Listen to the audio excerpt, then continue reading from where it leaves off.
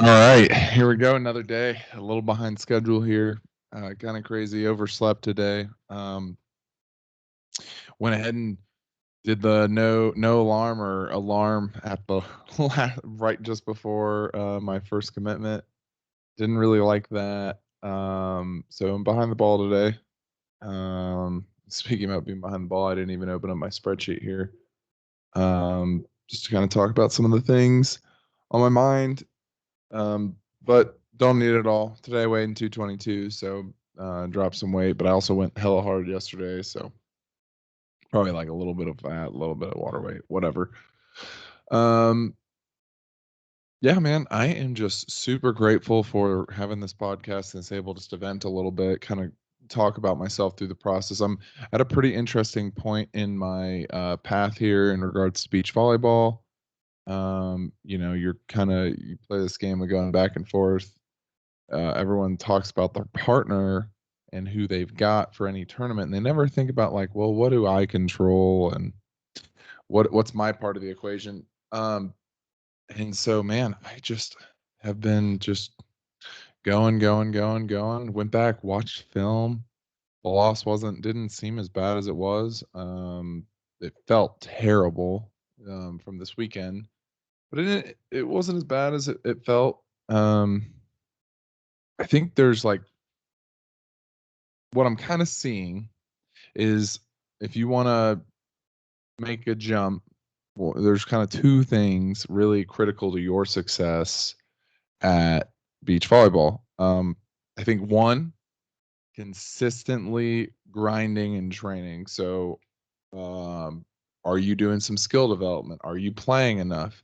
And like having that consistency week after week. So, for what that looks like for me is getting in about 4 days a week, 3 days maybe on tournament weeks, making sure I've got some recovery days where my body's getting a break, work a little bit of box work, but heavy on the serve and pass. I mean, and that's kind of plays in my next part is dialing it in with a partner. I think guys in the beach volleyball scene are very, I don't know, fickle, neurotic, jump around a ton, and it hurts their overall progress because they're always playing with a different guy. Well, you watch top teams in the world like Maul and Sorum. I mean, they know how the other guy's passing it. They know how that set's coming off, and it shows in their side out game. Um, and so I think that gives Nate and I a huge advantage. While I don't think we're more athletic or any more skilled than any one individual we're playing, we've got tons and tons of reps together. And I think you'll see here we've got a New Orleans coming up, not this weekend, but the following. That's going to make a huge difference in what happens for our run. So that's kind of the question posed. I don't really have much more than that kind of for today. I think like, um,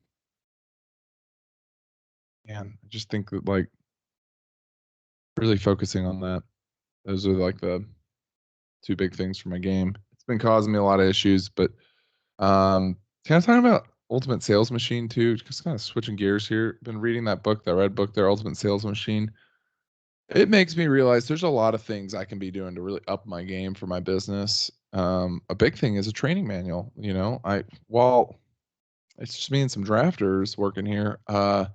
Every time I get with a new drafter, I gotta like detail and explain everything out. If I just have this live document that I'm always updating, putting training videos and stuff in there, I think it can go a really long way. So, I think um, that's another big point to think about. So, oh man, I got what's today? Wednesday. So I got another tournament this weekend playing with the Skylar Del Sol. So that'll be really interesting. Never played this kind of tournament with them. Played some stuff last summer, but nothing like this. So anyway, guys, thanks for getting on the podcast today. I'm working on trying to get some content out there with Wade, kind of about different training methods and things like that. So be on the lookout for that. But in the meantime, stay safe.